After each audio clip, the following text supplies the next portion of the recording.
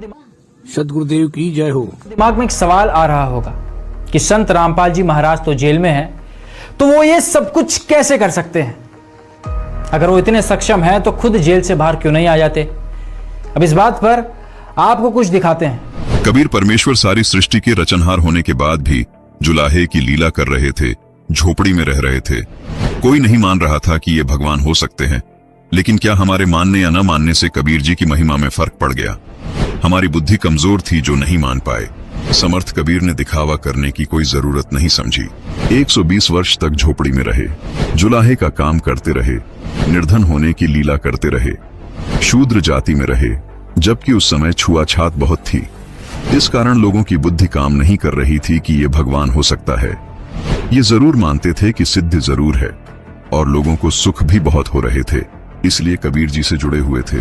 कबीर साहब जी ने एक छोटी सी परीक्षा ली और सब छोड़कर भाग गए। गुरु विमुख हो गए, गुरुद्रोही नहीं हुए थे। कबीर साहिब जी ने 120 वर्ष तक लीला की और अंत में मगहर से सह शरीर सतलोक चले थे, और ऊपर से आकाशवाणी कि देखो उठाकर चद्दर, क्या है इसके अंदर? शरीर की जगह सुगंधित फूल मिले, और ऊपर देखा तो परमात्मा सह शरीर ऊपर जा रहे थे। कबीर जी उस दिन भी भगवान थे, आज भी भगवान हैं, आगे भी भगवान रहेंगे।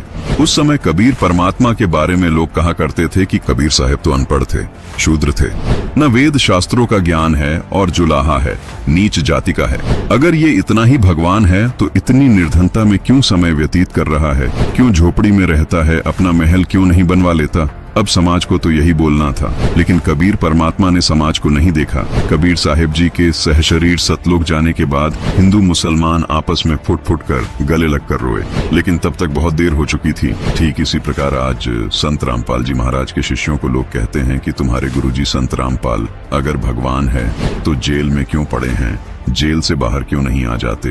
आपकी जानकारी के लिए बता दें कि संत रामपाल जी महाराज पहले 21 महीने जेल में रहे, अब उनको हिसार जेल में 9 साल हो गए। फिर भी संत जी के जीवन में इन सब बातों से कोई फर्क नहीं पड़ा।